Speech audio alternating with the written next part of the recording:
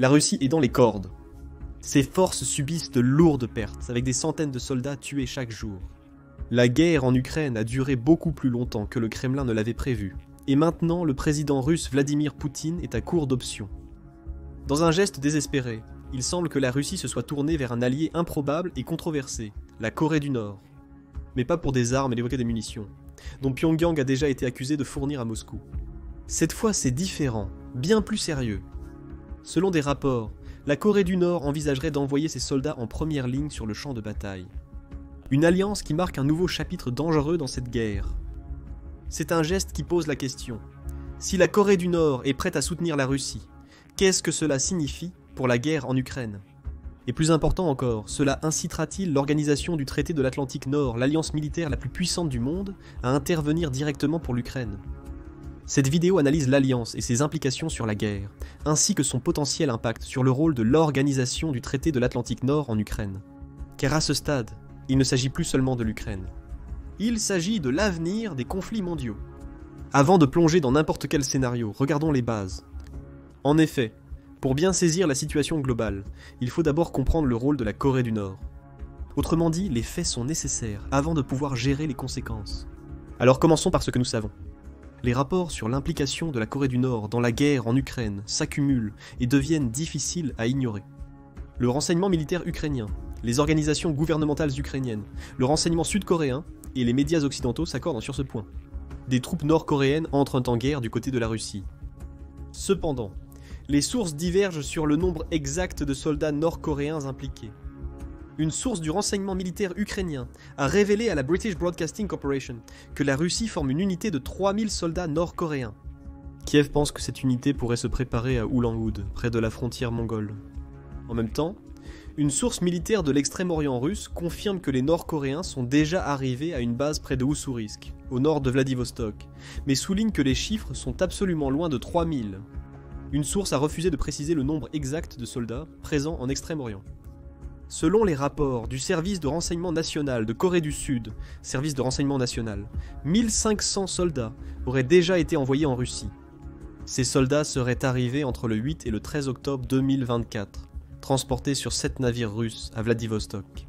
Mais ils ne sont pas venus seuls. Des rapports indiquent qu'ils ont apporté des uniformes, armes et faux papiers d'identité russes.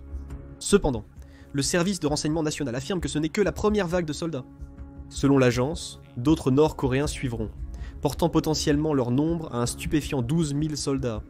C'est un nombre assez grand pour avoir un réel impact. Bien que le chiffre ne soit pas officiel, il montre l'implication profonde de la Corée du Nord dans la guerre en Ukraine. Quant à la destination de ces soldats, l'unité nord-coréenne d'Ulan-Ude devrait être déployée dans la province de Koursk en Russie, la même région où les forces ukrainiennes ont lancé une incursion en août dernier. Leur rôle serait de sécuriser des zones frontalières russo-ukrainiennes, permettant aux unités russes de combattre ailleurs. Mais ne vous attendez pas à voir les soldats nord-coréens sur la ligne de front tout de suite. Des experts comme le rédacteur en chef de la publication ukrainienne Defense Express, Valery Ryabik, pensent que ces troupes seront d'abord utilisées dans des rôles plus de soutien. Même s'ils ne sont pas immédiatement envoyés au combat, leur présence permet à la Russie de déplacer plus de ses propres forces en position offensive.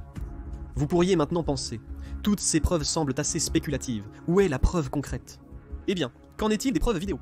Les images vidéo partagées avec Cable News Network par le Centre ukrainien pour la communication stratégique constituent la preuve la plus frappante de l'implication nord-coréenne. Le clip montre des soldats nord-coréens dans un camp d'entraînement russe, faisant la queue pour recevoir leurs uniformes et équipements. Bien que leur conversation ne puisse pas être entièrement comprise en raison de la faible qualité audio, ils semblent bien parler coréen. Et ce n'est qu'une seule vidéo. Une autre, géolocalisée par Cable News Network, montre des troupes nord-coréennes arrivant au terrain d'entraînement de Sergeyevka, près de la frontière russe avec la Chine. On peut entendre un russophone dire « Nous ne pouvons pas les filmer », suivi de « Il y en a des millions ici ». Ce n'est que le début. Bien que des millions soient une exagération, ces mots soulignent l'ampleur et le secret entourant ce développement. Cable News Network a partagé un questionnaire rempli par les recrues nord-coréennes à leur arrivée en Russie, indiquant leur taille pour les chapeaux, coiffures, uniformes et chaussures. Le haut de ce questionnaire est écrit en russe, tandis que les différentes options de taille sont écrites en coréen. Cela indique que les Nord-Coréens ne sont pas seulement intégrés, ils sont équipés pour leur nouveau rôle. Le questionnaire et les 2 vidéos confirment également les rapports du service de renseignement national qui prétendent que les soldats sont équipés et formés pour être déployés en Ukraine. Selon le service de renseignement national, les soldats nord-coréens stationnés dans les bases militaires de Vladivostok, Ourisesk, Khabarovsk et Blagoveshchensk ne seront déployés au combat qu'après leur formation. Une courtoisie non accordée à de nombreux Russes jetés au combat, sous-entraînés et sous-équipés, avec une préparation minimale. Mais compte tenu de qui seraient ces troupes nord-coréennes, un traitement spécial ne devrait pas être une surprise. Vous voyez, le service de renseignement national rapporte que les unités envoyées en Russie ont été personnellement inspectées par Kim Jong-un, lui-même avant leur déploiement, ce qui indique que ces soldats pourraient faire partie des forces d'élite de la Corée du Nord. Étant donné la méfiance envers les conscrits susceptibles de déserter, il est probable que des soldats des opérations spéciales, hautement formés et surtout très loyaux, soient impliqués en Ukraine. Les forces spéciales peuvent sembler intimidantes, le genre de troupes d'élite que vous ne voudriez pas affronter au combat. Imaginez des unités d'élite, comme les Navy Seals américains, le Special Air Service britannique ou le Spetsnaz russe, réputés pour leur précision, leur tactique mortelle et leur formation exceptionnelle. Mais ne nous emballons pas. Nous parlons ici de la Corée du Nord, un pays tristement célèbre pour son matériel obsolète, ses tactiques peu fiables et une armée plus douée pour les grands défilés que pour la guerre moderne. Certes, ils sont loyaux, peut-être à l'excès, mais sur le champ de bataille, ils sont loin d'égaler les meilleures forces spéciales du monde. Que peuvent attendre les Ukrainiens des forces nord-coréennes envoyées pour les combattre? Eh bien, ces personnels auraient été envoyés à Vladivostok et proviendraient des rangs estimés à 200 000 membres des forces d'opération spéciales, dont la tâche principale est de sonder et de tester les défenses de la Corée du Sud. Maintenant, ce nombre à lui seul va probablement susciter quelques interrogations. Les forces spéciales d'élite mondiale se comptent en centaines, et non en centaines de milliers, d'où leur rareté. Les SEAL comptent environ 2500 membres en service actif. Le Special Air Service britannique compte entre 400 et 500 opérateurs d'élite. Même le Spetsnaz russe, malgré sa triste renommée, est loin d'atteindre ce chiffre à 6 chiffres. Soit Kim redéfinit la notion d'être spécial, soit nous avons affaire à une grandeur militaire exagérée. Ahmed Hassan, président directeur général de Grey Dynamics, une entreprise de renseignement basée à Londres, met les choses en perspective. Les forces spéciales et corps spéciales nord-coréennes peuvent être spéciales, selon leurs propres critères, mais cela n'est guère un insigne d'honneur lorsqu'il est mesuré selon les critères de l'organisation du traité de l'Atlantique Nord ou de la Russie. S'il y a un classement entre 1 et 10, dit-il, disons que 1 est un soldat de base et 10 est la Delta Force ou le Special Air Service, alors le NK4 se situe à un solide 5. Ils sont, au mieux, des performeurs de milieu de gamme dans le monde des forces spéciales. Le seul domaine où le force spéciale se classe vraiment au sommet est le secret. Sans conteste, il s'agit de l'une des unités militaires les plus secrètes au monde, ce qui n'est guère étonnant vu de son pays d'origine. Le force spécial, loyal et bien entraîné reste une énigme pour l'Occident en raison de son manque d'équipement militaire avancé comparé aux forces de l'Organisation du Traité de l'Atlantique Nord. Le force spécial a aussi une histoire colorée. Fondé en 1968, ils ont acquis une notoriété après un raid désastreux sur la Maison Bleue, la résidence présidentielle de la Corée du Sud, qui a entraîné la mort de 26 des 31 opérateurs impliqués. Leur introduction au monde ayant été un désastre total, il n'est pas surprenant qu'on ne sache pas grand-chose de leurs exploits ultérieurs. Il y a eu des rapports que le force spécial a été déployé en Syrie pour soutenir le régime de Bachar al-Assad. Cependant, il y a aussi des spéculations que ces troupes n'étaient que des mercenaires nord-coréens, compliquant la compréhension de leurs véritables capacités. Ce que nous savons avec certitude, c'est qu'ils ont participé à un événement public rare en 2017, défilant fièrement aux côtés des soldats de l'armée régulière, car rien ne dit force spéciale d'élite comme une marche synchronisée. La même année, les médias d'État nord-coréens ont présenté des troupes forces spéciales vêtues de peintures de camouflage noir et de lunettes de soleil foncé, maniant ce qui a été décrit comme un nouveau fusil équipé d'un lance-grenade. Cependant, plusieurs rapports ont noté que leurs uniformes ressemblaient étrangement à ceux des forces spéciales sud-coréennes, les bérets noirs. La Corée du Sud peut se consoler en se disant que l'imitation est le plus grand des compliments. Les quelques détails connus sur le force spécial suffisent pour soulever une question. Leur présence changera-t-elle vraiment le cours de la bataille? Ou ne sont-ils qu'une autre paire de bottes pour la Russie qui peinera sur le terrain? Compte tenu des défis en Ukraine, la deuxième option paraît bien plus probable. Que les soldats nord-coréens, combattant pour la Russie soient des forces spéciales ou des troupes régulières, leur intégration sera assurément une bataille ardue. Pour commencer, il y a la barrière linguistique. Les soldats nord-coréens ne parlent pas du tout russe, n'étant pas des locuteurs natifs de cette langue. Cela pose un problème significatif dans le chaos de la bataille, où la communication est cruciale. Intégrer des milliers de Nord-Coréens dans les unités militaires russes n'est pas aussi simple que d'ajouter plus de main-d'œuvre au rang. Selon un analyste, la Russie a rencontré des difficultés en tentant d'intégrer des centaines de prisonniers russophones dans ses forces armées. Imaginez la complexité supplémentaire quand les troupes sur le terrain ne partagent pas une langue commune. De plus, le front de l'Est en Ukraine est devenu une guerre d'usure, un broyeur de viande brutale, où les opérations secrètes et les tactiques des forces spéciales pourraient être inefficaces.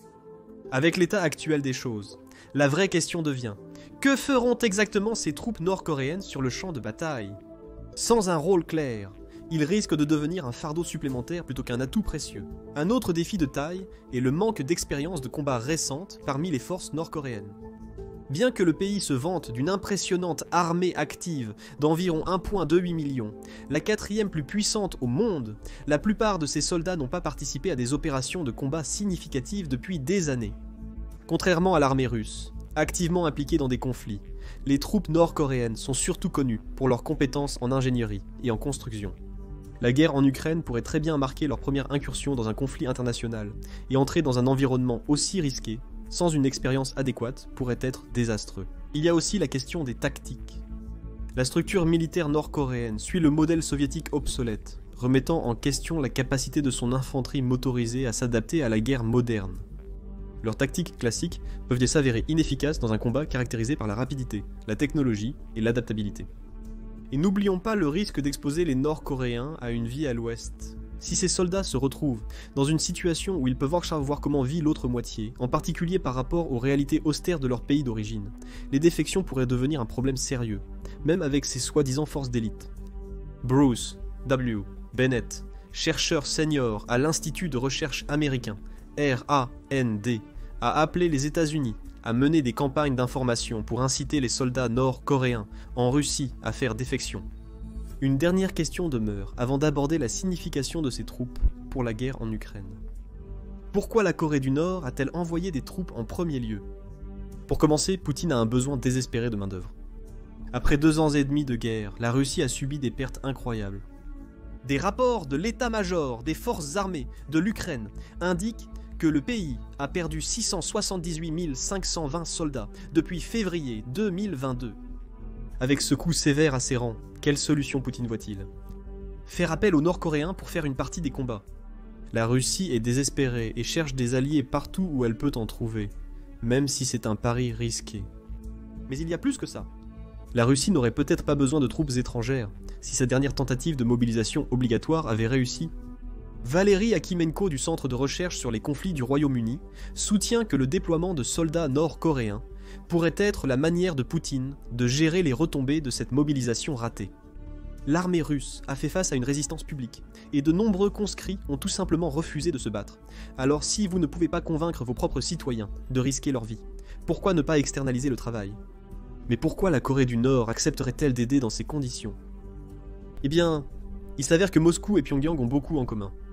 Plus important, ils sont tous deux des parias en Occident, ce qui les pousse à renforcer leurs liens récemment. Kim a même qualifié Poutine de son camarade le plus proche, tout en souhaitant un joyeux 72e anniversaire au président russe le 8 octobre. Cependant, pour les deux pays, il ne s'agit pas seulement de politesse diplomatique. Il s'agit de survie dans un environnement mondial hostile.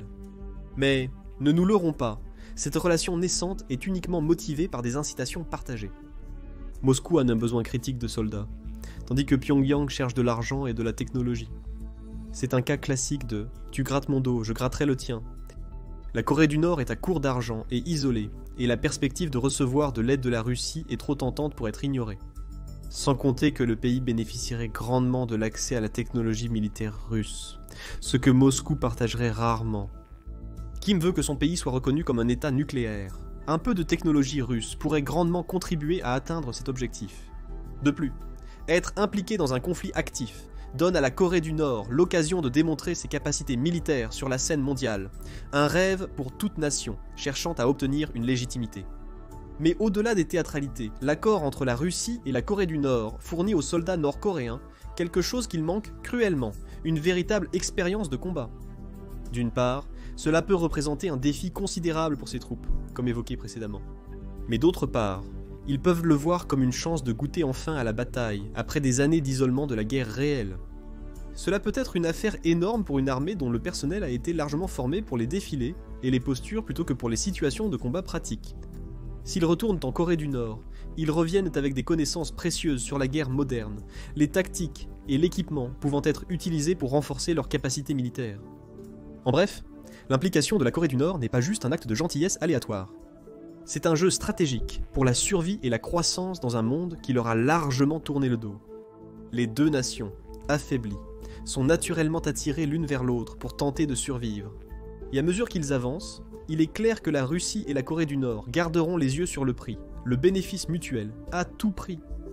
Cela nous mène à l'arrangement de sécurité mutuellement bénéfique, qui répond à la question du titre de la vidéo.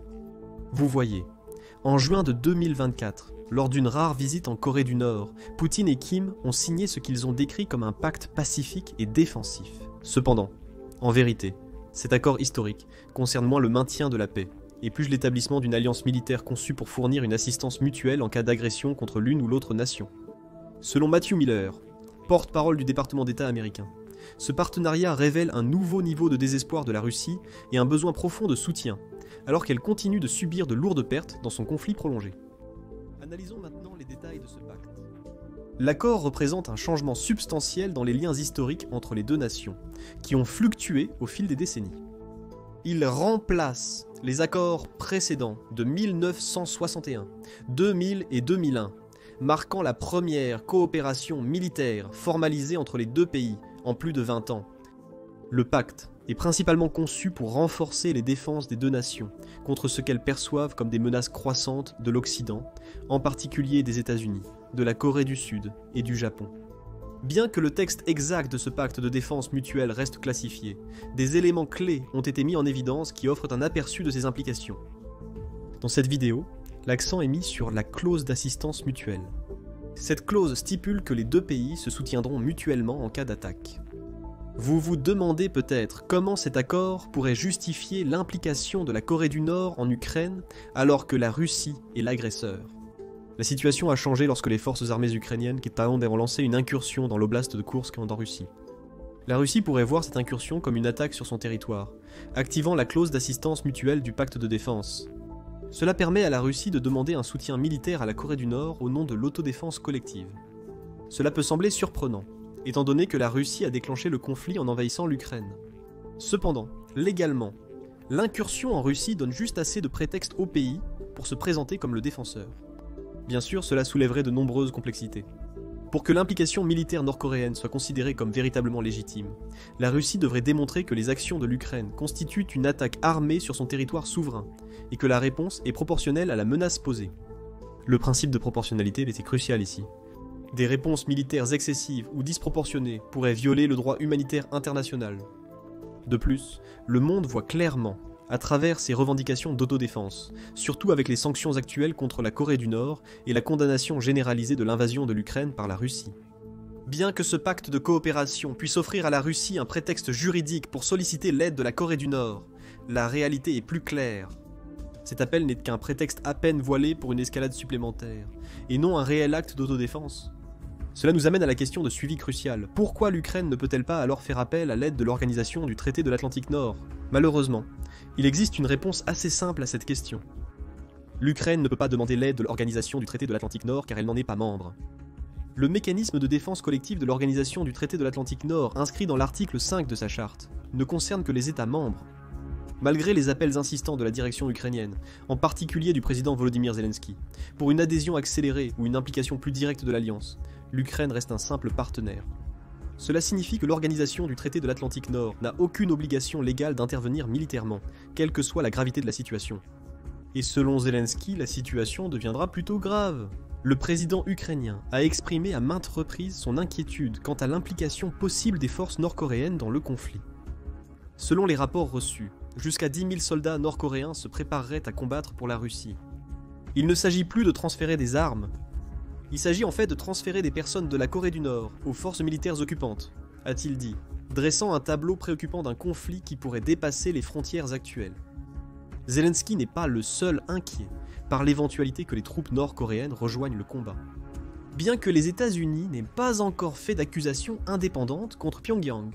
Des inquiétudes ont été exprimées quant à la possible présence militaire nord-coréenne en Ukraine. D'une part, l'implication nord-coréenne permettrait à Pyongyang d'obtenir des retours en temps réel pour la première fois, renforçant la nation déjà trop zélée. Le général Charles Flynn et les États-Unis.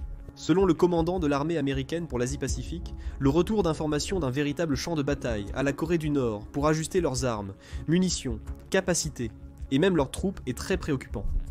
Cependant, se pose également la question de ce que l'implication de la Corée du Nord ferait pour la guerre. Des législateurs américains, comme Mike Turner, président de la commission du renseignement de la Chambre, ont qualifié les mouvements de troupes rapportés d'alarmants et d'une escalade extrême du conflit en Ukraine. Ce sentiment a été repris par le porte-parole du ministère français des Affaires étrangères, Christophe Lemoine, qui a qualifié l'implication de la Corée du Nord en Ukraine de développement extrêmement préoccupant et sérieux. Cette réaction est notable, car Emmanuel Macron était le seul leader occidental à suggérer l'envoi de forces de l'organisation du traité de l'Atlantique Nord pour défendre l'Ukraine, provoquant des remous à l'époque. Mais que dit l'organisation du traité de l'Atlantique Nord cette fois-ci ? Mark Rutte, secrétaire général de l'organisation du traité de l'Atlantique Nord, a déclaré que l'Alliance surveille la situation de près, sans confirmer le déploiement de troupes. Cela suggère que malgré les tensions croissantes, les mains de l'organisation du traité de l'Atlantique Nord sont liées. La légalité de l'intervention demeure un frein majeur. Le pire, l'Ukraine ne semble pas être plus proche de l'adhésion à l'organisation du traité de l'Atlantique Nord qu'elle ne l'était au début du conflit, ce qui laisse le pays dans une position précaire. Malgré le plan de victoire de Zelensky pour l'Ukraine, incluant l'adhésion à l'organisation du traité de l'Atlantique Nord, les étapes concrètes pour y parvenir restent floues. De plus, les diplomates de l'organisation du traité de l'Atlantique Nord soulignent que les frontières de l'Ukraine doivent être clairement définies avant que toute adhésion puisse être envisagée. Ce qui est compliqué par le fait qu'environ 20% de l'Ukraine est actuellement contrôlée par les forces russes. Pour l'instant, l'organisation du traité de l'Atlantique Nord promet seulement de l'argent à l'Ukraine, pas l'adhésion. Mais la participation accrue de la Corée du Nord pourrait-elle modifier la situation ? Absolument. Le potentiel d'une escalade majeure pourrait absolument amener l'organisation du traité de l'Atlantique Nord à repenser sa position.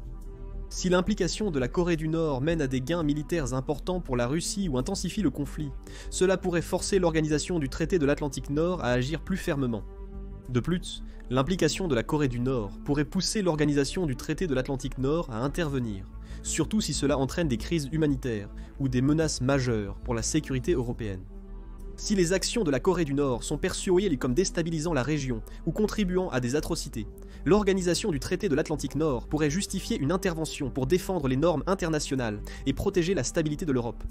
Ajoutez à cela les implications d'une alliance russo-nord-coréenne renforcée, et l'organisation du traité de l'Atlantique Nord pourrait vraiment n'avoir d'autre choix que d'intervenir.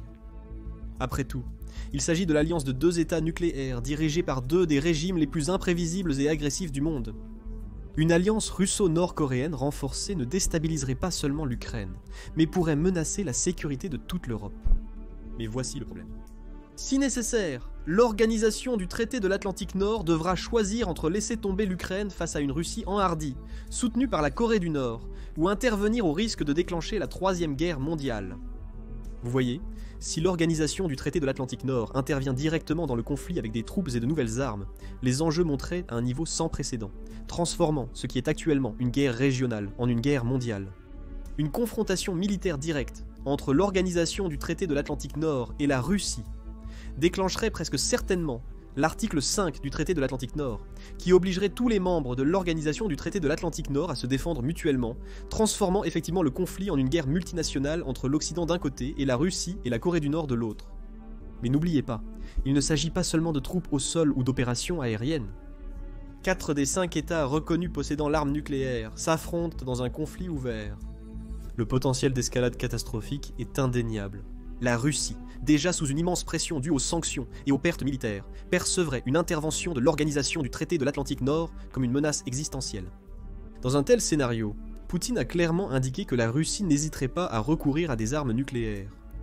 Après tout, la doctrine militaire russe permet l'utilisation d'armes nucléaires tactiques dans la guerre conventionnelle, surtout si la Russie croit que son intégrité territoriale ou la survie du régime est immédiatement menacée. Introduire la Corée du Nord dans l'équation, un autre pays censé posséder des armes nucléaires, ne fait qu'amplifier le danger. Dans ce contexte, la Troisième Guerre mondiale ne serait pas qu'un autre conflit conventionnel à grande échelle comme la Seconde Guerre mondiale. Elle impliquerait presque inévitablement des frappes nucléaires. Et une fois le seuil nucléaire franchi, un chemin vers une désescalade est pratiquement inexistant.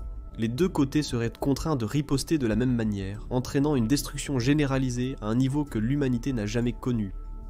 Bien que le conflit n'impliquerait que la Russie et les États-Unis, les membres les plus puissants de l'organisation du traité de l'Atlantique Nord, le résultat serait apocalyptique.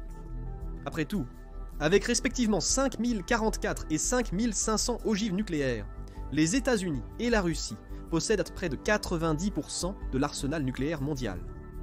Dans un conflit potentiel entre ces deux pays, des villes, des infrastructures et possiblement des nations entières seraient détruites en quelques heures. Le nombre de morts pourrait atteindre des dizaines de millions, avec des retombées nucléaires et des dommages environnementaux affectant des milliards de personnes dans le monde entier. La simulation de 2019 conçue par le programme de l'université de Princeton sur la science et la sécurité mondiale donne un aperçu plus précis de ces chiffres. Selon la simulation, plus de 90 millions de personnes seraient tuées ou blessées dans les premières heures d'un conflit nucléaire entre les États-Unis et la Russie. Certes, l'implication des autres pays ne peut être sous-estimée.